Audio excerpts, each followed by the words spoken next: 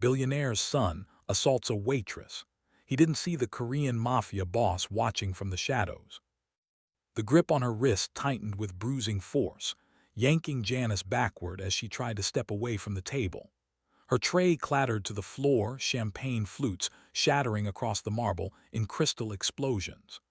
Trevor Dong's drunken laughter echoed through the exclusive Belvista restaurant as he pulled her down onto his lap, his other hand sliding possessively around her waist to hold her in place. "Where do you think you're going, sweetheart?" he slurred, his breath reeking of $1,000 scotch. "The entertainment's just starting." Janice's sharp intake of breath, half gasp, half sob, cut through the elegant ambience like a wound. Her hands pushed against his chest, trying to break free, but his grip only tightened. The expensive fabric of his custom suit pressed against her uniform as his companions erupted in encouraged laughter, phones already raised and recording. Trevor's friends, heirs and heiresses to equal fortunes, cheered him on like this was performance art created for their amusement. "Come on, Trevor, make her dance. Get a selfie with her. This is going to get so many likes." The other servers froze mid-step, trays trembling in their hands, eyes fixed on the floor. They knew the calculus of survival in places like this. Intervention meant termination. Termination meant no rent money, no food, no way to support the families depending on them. The wealthy diners studied their plates with sudden intensity, examining their filet mignon as though it held secrets to the universe, pretending they hadn't just witnessed assault disguised as entertainment. The manager, a thin man in an expensive suit that couldn't hide his spineless posture, hovered near the kitchen doors, his face a mask of calculated indifference. In the Belvista, on the top floor of the financial district's most exclusive tower, Trevor Dong was untouchable royalty. The only son of tech titan Richard Dong, a man whose $22 billion fortune had long ago elevated him beyond such pedestrian concerns as accountability or consequence. But in the corner booth, draped in shadow beneath the muted glow of amber sconces, something shifted. A Korean man in an impeccable charcoal vest over a crisp white shirt set down his wine glass with deliberate, controlled precision.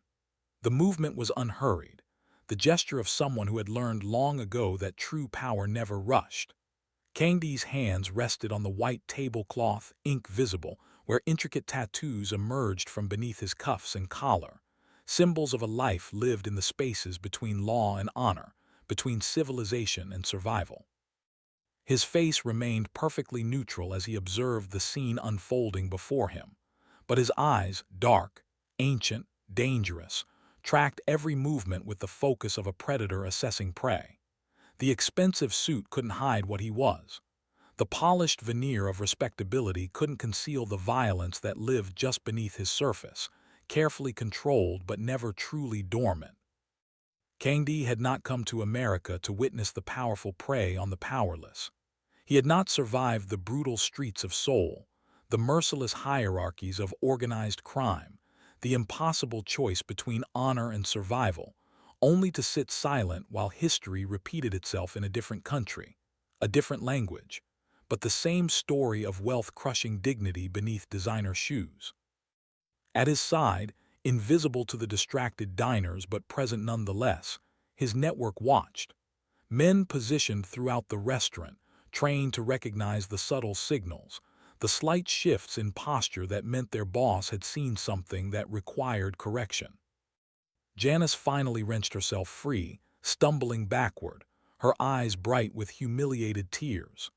Trevor laughed again, making crude gestures to his friends as she fled toward the kitchen, one hand pressed against her mouth to muffle her sobs. "Guess she couldn't handle a little fun," Trevor announced to his table, his voice carrying across the now silent restaurant. "These people are so sensitive." The dining room held its collective breath, waiting for the moment to pass, for normalcy to resume, for the wealthy to return to their meals, and the staff to return to their invisible servitude. But in the corner booth, Kang-Dae stood. The movement was fluid, controlled, a rising that suggested coiled power rather than mere physical motion. He buttoned his vest with one hand, the gesture precise, almost ceremonial. His tattooed fingers adjusted his cufflinks with the same deliberate care a surgeon might use before making an incision. Trevor Dong had just crossed a line he didn't know existed, and Kang-Dae was about to teach him that some territories belong to wolves, not spoiled children playing at being men. If you're already feeling the weight of this story, stay with me. You don't want to miss what comes next. Tell us in the comments where you're watching from. It's nice to know our audiences from every corner of the planet. Kang-Dae hadn't come to America to become what he now was. 23 years ago, he'd arrived from Seoul with nothing but military training from Korea's special forces, a younger sister to protect, and dreams of legitimate success in a country that promised opportunity to those willing to work for it. The American dream, they called it. What a carefully constructed lie that had proven to be. He'd learned quickly that for immigrants like him, the rules were different. The system had sharp teeth for those without connections, without inherited wealth, without the right last name or the right skin color. He'd watched his sister Min-jae work 3 jobs to put herself through nursing school, watched her smile grow smaller each day under the weight of exhaustion and casual racism. And then he'd watched her disappear. 15 years ago, Min-jae had attended a fundraiser gala where she was hired as temporary staff. A state senator's son had cornered her in a service hallway. The details didn't matter anymore. They'd been buried under NDAs and settlement checks and strategic leaks about Min-jae's supposed mental health issues. The case had evaporated like morning fog. The family had received a wire transfer and a visit from men in expensive suits who explained, very politely, that pursuing justice would be unfortunate for everyone involved. Min-jae had taken her own life 6 months later. The senator's son had gone on to law school. Kang-Dae had learned then that the law protected those who could afford protection. So he'd built his own system in the shadows where the law refused to reach. The docks, the unions, the entertainment districts, anywhere Korean immigrants worked and struggled and needed someone who understood that true power meant ensuring others could stand without fear.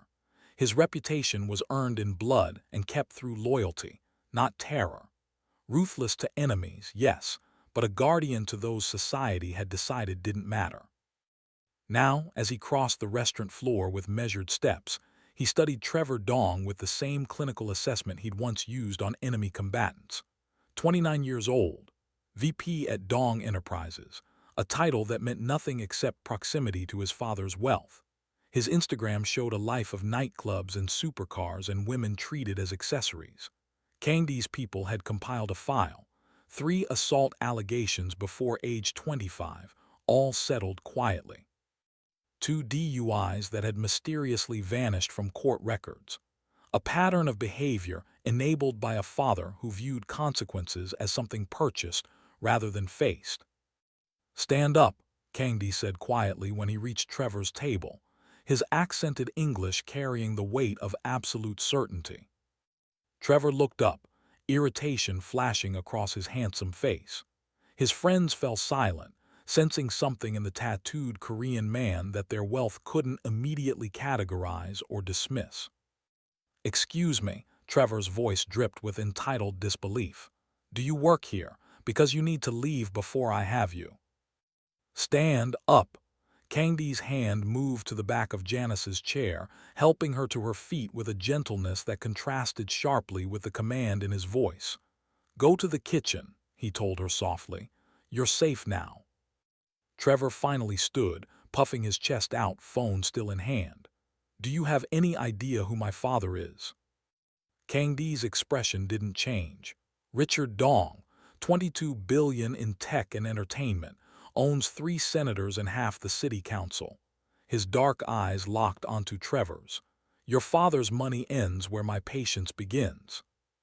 The paramedics arrived within 10 minutes of Kang-Dae's call, documenting the bruising already blooming purple across Janice's wrists, photographing the fingerprint-shaped marks on her forearms. She sat in the restaurant's back office, trembling. While a female EMT spoke to her in low, gentle tones about pressing charges, about evidence collection, about rights Janice probably didn't believe she possessed. The manager appeared in the doorway, his face flushed with barely contained rage. "Ms. Rodriguez, I'm afraid we're going to have to let you go. Your behavior this evening was completely unacceptable. You caused a scene with one of our most valued." "You're fired," Kang-Dae said from where he leaned against the wall, his voice carrying the finality of a judge's gavel. The manager sputtered, "Excuse me, you can't, I don't even know who you." "Call your owner," Kang-Dae handed the man a business card. "Tell him Kang-Dae made an offer he'll accept. By morning, this restaurant belongs to me. You'll receive 2 weeks severance and a recommendation to never work in hospitality again." The manager's face went white as he read the card. Whatever name he saw there made his hands shake. He left without another word. Janice stared at Kang-Dae with a mixture of confusion and cautious hope. "Why are you helping me?" "Because someone should have helped my sister." Kang-Dae pulled a chair across from her, sitting with the careful posture of someone accustomed to putting others at ease. "Tell me about yourself, Janice." The story spilled out in fragments. Single mother, 7-year-old daughter named Sophia. Mother with stage 3 cancer, medical bills mounting despite inadequate insurance. 3 jobs, morning shift at a coffee shop, afternoons at a dry cleaner, nights here at Belvista. Sleep came in 3-hour increments. Dreams had been deferred so long she'd forgotten what they looked like. "I can't afford to lose this job," she whispered, tears finally breaking through. "I can't afford a lawyer. I can't afford to fight someone like Trevor Dong." "You have a lawyer now," Kang-Dae said. "You have protection, and you have time to heal." "You don't understand." Janice's voice cracked. "This already happened to someone I love. My cousin Daniela, she was 19, interning at Dong Enterprises. Trevor, he started making advances. She filed a complaint with HR. 2 days later, she disappeared." Kang-Dae's stillness took on a predatory quality. "The police said she probably ran away, went back to the Philippines. But Daniela would never." Janice's hands twisted in her lap. "We got calls. Men with no names saying to stop asking questions, that we'd lose everything if we kept pushing." 4 months, Kang-Dae thought. Another young woman erased by money and threat. Another family told their grief didn't matter. It was Min Jai's story repeating across time, across cultures, in a country that claimed to offer justice equally. "Tell me everything about Daniela," Kang-Dae said quietly. "Every detail you remember." Kang-Dae's network moved like water through cracks in stone, silent, persistent, finding weaknesses in systems designed to appear impenetrable. Within 48 hours, Richard Dong's empire lay dissected across the table in Kang-Dae's private office. $22 billion built on semiconductors and streaming platforms, commercial real estate spanning 3 continents, and a carefully cultivated public image as a visionary philanthropist. The kind of man who announced $1 million donations to children's hospitals, while his son collected victims like trophies. The files painted a portrait of institutional rot. Richard Dong, political donor to both parties, ensuring loyalty regardless of who held power. Board member of 3 major charities, buying moral credibility with strategic generosity. His name appeared on university buildings, hospital wings, technology innovation centers. Untouchable. Beloved. A titan of industry whose legacy would be cemented long after lesser men were forgotten. But Kang-Dae's people knew where to look beneath the monument. Trevor's juvenile record had been sealed by court order, but money could unseal anything if you knew the right intermediaries. 3 assault allegations before his 18th birthday, a classmate at his private academy, a family housekeeper's daughter, a girl at a summer camp in the Hamptons. All settled, all buried under 6-figure payments and ironclad NDAs that threatened financial destruction for breach. The adult pattern was more refined, more systematic.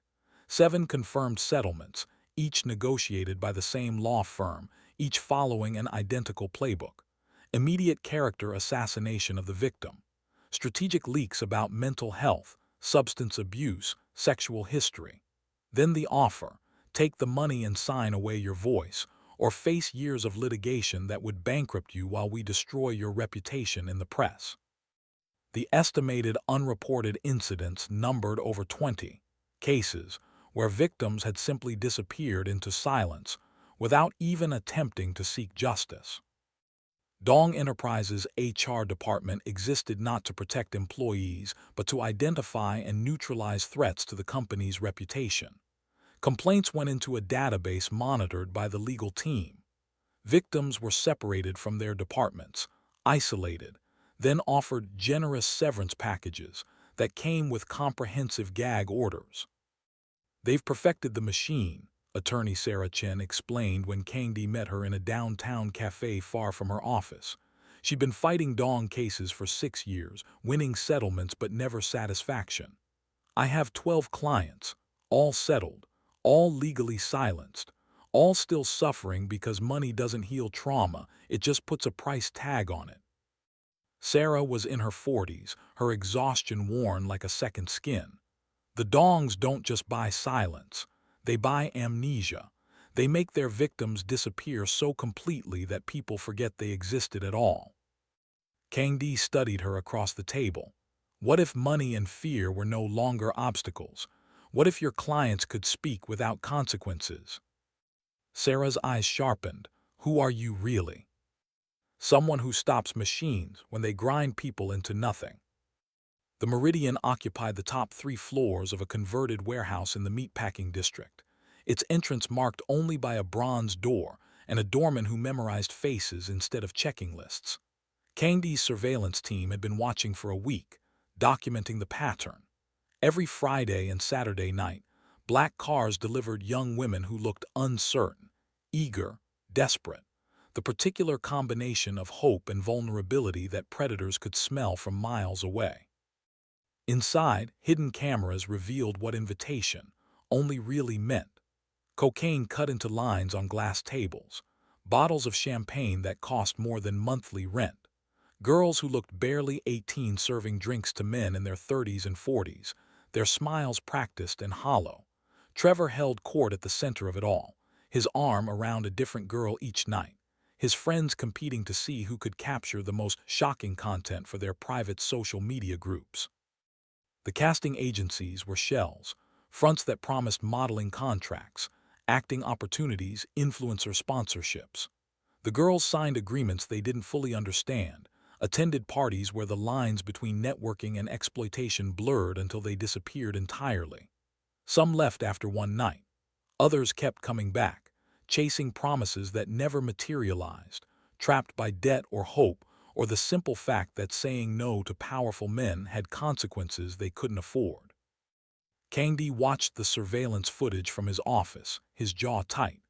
On the 3rd night of recording, he saw her, Daniela, carrying a tray of drinks, her movements mechanical, her eyes vacant in a way that spoke of survival rather than living. She looked thinner than in the photos Janice had provided, her hair different but unmistakable. His hand moved toward his phone. One call could have his team extract her immediately. But evidence required patience. One rescue wouldn't dismantle the machine. He needed documentation, patterns, proof that would survive legal challenges. 2 more days, he told his lieutenant, then we move. Meanwhile, Sarah Chen filed the civil suit publicly, a strategic provocation. Within hours, Dong's legal machine responded with practiced efficiency. Court filings detailed Janice's credit card debt, an old marijuana possession charge from college, 2 unpaid parking tickets. The implication was clear. This woman was unreliable, opportunistic, probably fabricating the entire incident for a payout. The story hit sympathetic media outlets by evening. Troubled server makes false claims against Tech Air. Kang-Dae's counter came 12 hours later. The surveillance video from Belvista, Trevor's assault, his laughter, the frozen witnesses, landed in the inbox of an investigative journalist known for taking down powerful men. By morning, justice for Janice was trending. The video had been viewed 4 million times. Trevor's face, caught in perfect clarity as he pulled Janice onto his lap, became the defining image of entitled cruelty. The machine was starting to crack. The video spread like wildfire through social media, jumping from platform to platform faster than Dong's PR team could suppress it. By noon, #Justice for Janice had 40 million impressions. By evening, news anchors were discussing it on primetime television. Dong Enterprises stock opened Monday morning down 8%, wiping out nearly $2 billion in market value as shareholders demanded explanations. Richard Dong held a press conference at his corporate headquarters, flanked by lawyers and crisis management consultants. His performance was masterful: the concerned father, the disappointed mentor, the compassionate employer. "This regrettable misunderstanding has shown us that my son needs help I haven't been able to provide. Trevor is seeking treatment at a private wellness facility where he can address the issues that led to this incident." The Switzerland wellness facility was actually a 5-star resort in the Alps where celebrities disappeared when scandals required strategic absence. Trevor posted an Instagram story from his balcony overlooking snow-capped mountains, taking time to reflect and grow. "Thank you for your support during this difficult journey." The message arrived at Kang-Dae's office that night, delivered by courier in an unmarked envelope. 7 words typed on plain paper: "Back off or everyone you care about pays." The attacks began before dawn. 2 of Kang-Dae's legitimate businesses, a restaurant in Koreatown, a logistics company at the docks, firebombed within hours of each other. No one was killed, but the message was clear.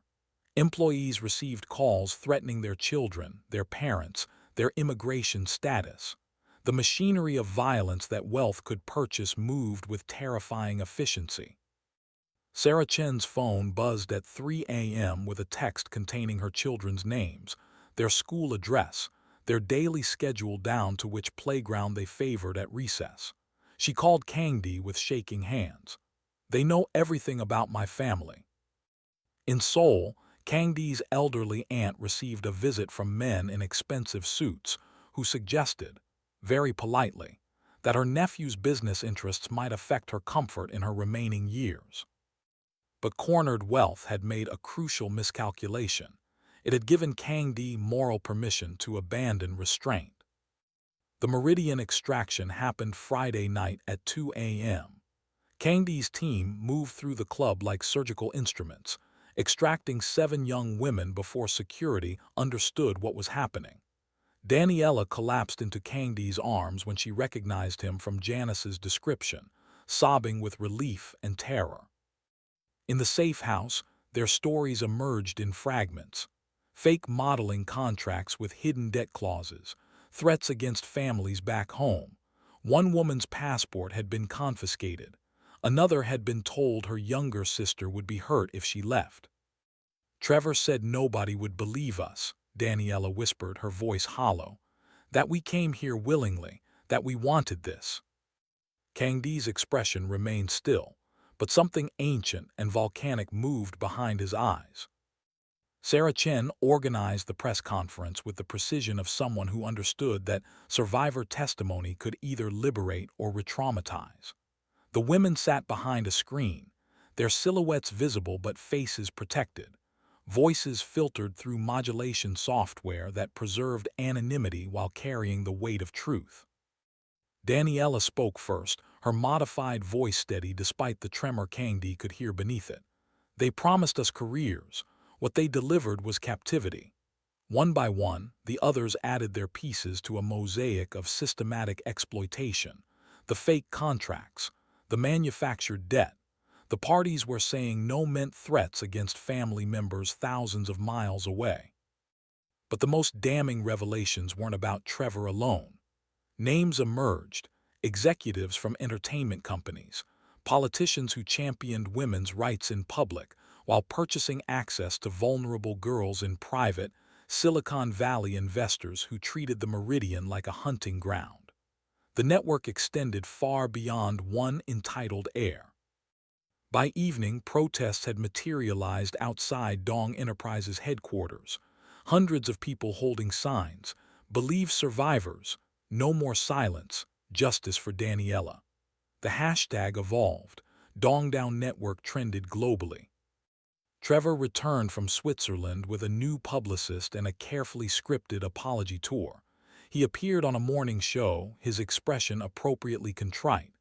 "I've spent the last weeks in deep reflection. I've hurt people, and I'm committed to becoming better. I'm asking, humbly, for a chance at redemption." The performance was flawless. The sentiment was hollow. That night, Janice was leaving her apartment to pick up Sophia from her mother's when two masked men emerged from the stairwell. They didn't say anything before the first punch connected with her ribs. She tried to scream, but a hand clamped over her mouth. The beating was efficient, professional, designed to cause maximum pain without killing. She regained consciousness in the hospital. Broken ribs, concussion, facial lacerations requiring 17 stitches. On the nightstand beside her bed, they'd left a note written in block letters: "Drop the lawsuit or next time it's your daughter." Kang-Dae stood in the hospital room at 4 a.m., staring at Janice's swollen face, at the fear in her eyes even through the pain medication. Something inside him that had remained calculated, strategic, controlled, it shattered. This was no longer about dismantling a system. This was about Sophia, a 7-year-old girl who would now live with armed guards because her mother had dared to expect dignity. This was about every threat, every silenced woman, every family told their suffering was acceptable collateral damage for maintaining the comfort of the wealthy. Kang-Dae pulled out his phone and called his lieutenant. His voice was quiet, cold, absolutely final. "Bring me Trevor Dong. Tonight, I don't care how." Trevor's penthouse security was state-of-the-art, designed to keep threats outside. It hadn't been designed to stop threats that came through the building's service infrastructure, wearing maintenance uniforms and carrying credentials that passed every scanner. Kang-Dae's team moved through the apartment like smoke, finding Trevor in his home theater watching footage of his own apology tour, critiquing his performance. The extraction took 90 seconds. By the time Trevor understood what was happening, he was zip-tied and blindfolded in the back of an unmarked van. The warehouse was in Red Hook, surrounded by shipping containers that muffled sound. When they removed Trevor's blindfold, he found himself bound to a chair in an empty space lit by a single overhead bulb. Kang-Dae stood before him, perfectly still, his tailored suit incongruous against the industrial decay. "Do you know what you've done?" Kang-Dae's voice was quiet, conversational. "This is kidnapping," Trevor's bravado cracked at the edges. "My father will." Kang-Dae pressed a button on a tablet. Images filled a screen behind him, the rescued women, their faces finally visible. Daniela looking directly at the camera. Audio began playing. Testimony.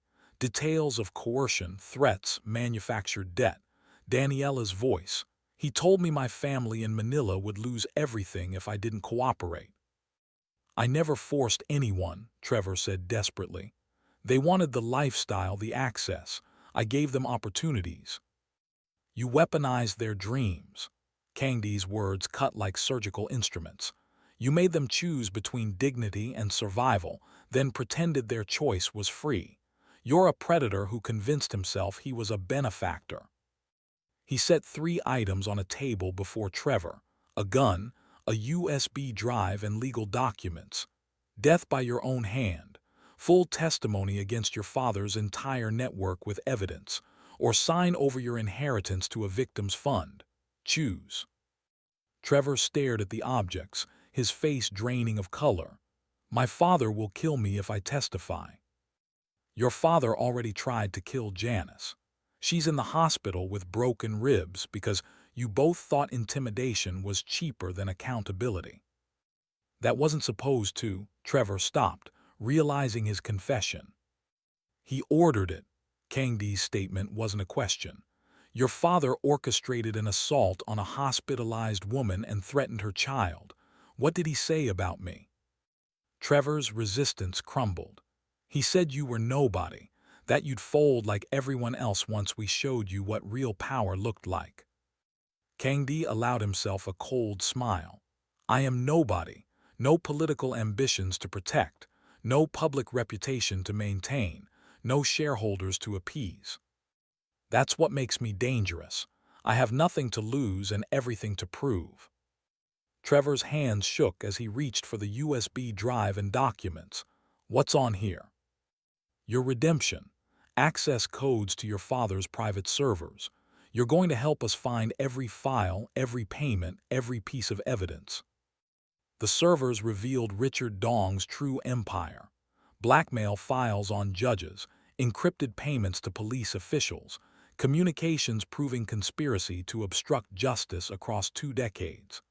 Trevor talked for 6 hours straight, his voice hoarse, mapping a network of corruption that reached into every institution meant to provide accountability. The federal task force assembled with unusual speed, built on the foundation Sarah Chen had been constructing for years and the evidence Trevor had provided.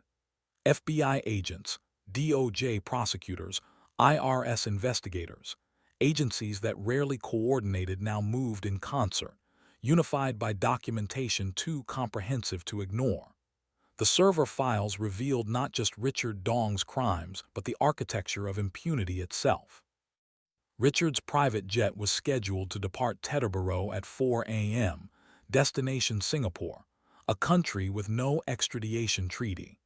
He arrived at the airport with 3 suitcases and his personal attorney, confident that wealth could still purchase geography. Federal agents were waiting on the tarmac. Media helicopters captured it all, the billionaire in handcuffs, the perp walk across wet asphalt, the moment when Richard Dong's carefully constructed image as an untouchable titan shattered into something pitifully human.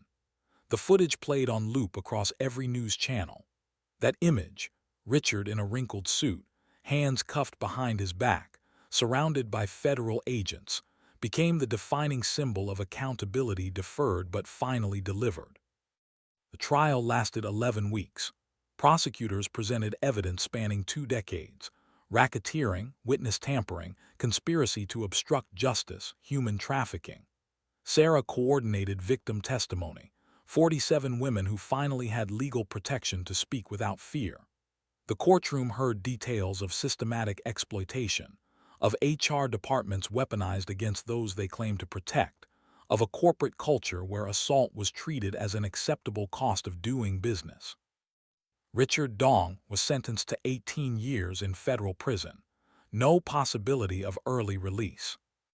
Trevor received 8 years and lifetime registration as a sex offender, his carefully cultivated influencer image now permanently attached to a federal database warning communities of his presence. The civil suits came like a flood, 47 women, each represented by Sarah's expanding legal team, settlements totaling $340 million extracted from Dong family assets. Dong Enterprises was seized by federal authorities, its assets liquidated to pay restitution. The company that had employed thousands, built fortunes, shaped industries, it ceased to exist. The Meridian Club was raided the same night as Richard's arrest. 15 co-conspirators, executives, politicians, entertainment figures, arrested simultaneously. Their names read like a directory of power. Men who'd believed their wealth and connections placed them beyond consequence.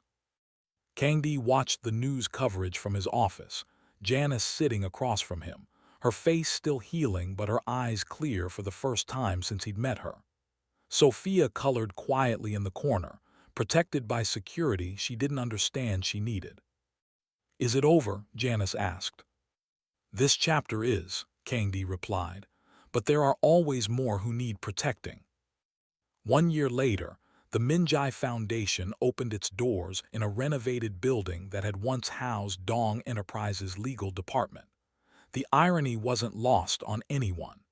Kang-Dae had purchased the space for exactly that symbolism, turning the machinery of silence into an instrument of voice. The foundation provided legal aid, trauma counseling, and safe housing for survivors of assault and exploitation. Janice served as Director of Survivor Services, her office walls covered with photos of women she'd helped find their way back to themselves. She spoke at universities now, her testimony no longer bound by NDAs or fear. Daniela ran the youth education program, traveling to high schools and community centers, teaching young people to recognize predatory patterns disguised as opportunity. "They promised me dreams," she told auditoriums full of teenagers. "What they delivered was a cage. Learn to see the difference." The ribbon-cutting ceremony drew media attention, politicians eager to associate themselves with redemption narratives, and hundreds of survivors who finally had a place that understood. Kang-Dae stood at the back of the crowd, unrecognized in his dark suit, watching Janice cut the ribbon with Sophia beside her. Sarah Chen, now the Foundation's chief legal counsel, had won 17 cases in the past year, precedent-setting victories that were reshaping how courts treated institutional complicity. Belvista had been transformed into a hospitality training center where workers learned their craft in an environment that paid fair wages and treated dignity as non-negotiable. The manager who tried to fire Janice was working at a roadside diner in Pennsylvania. The restaurant that had witnessed assault now taught a different lesson. Kang-Dae returned to his world but changed, more selective about business ventures, more protective of the communities under his influence. In his private office, he kept a single photo of Min-jae, taken the summer before she died. "I couldn't save you," he told her image quietly, "but I've saved others in your name." 6 months later, in a different restaurant across the city, Kang-Dae occupied a corner booth, observing without being observed. A young woman served tables with efficient grace. At a nearby table, a man in an expensive suit made a crude gesture, his hand reaching out to grab her wrist as she passed. Kang-Dae's body tensed, his hand moving instinctively toward his vest. But the woman didn't freeze. She stepped smoothly out of reach, her voice clear and firm, "Don't touch me." When the man persisted, she signaled the manager, who arrived immediately with security. The man was escorted out. The woman returned to work, shaken but standing. Kang-Dae relaxed, a slight smile crossing his face. "They're learning," he murmured. "They're getting stronger." Power unchecked becomes tyranny. Tyranny unchallenged becomes normal. But there are those who refuse to normalize injustice, who walk in shadows and courtrooms, in the spaces between law and honor. They remember every victim the powerful tried to erase, and they ensure that silence is no longer the price of survival. If this story resonates with you, subscribe so you never miss stories like this. Like and share to people who you feel might need to hear this story. See you in the next one.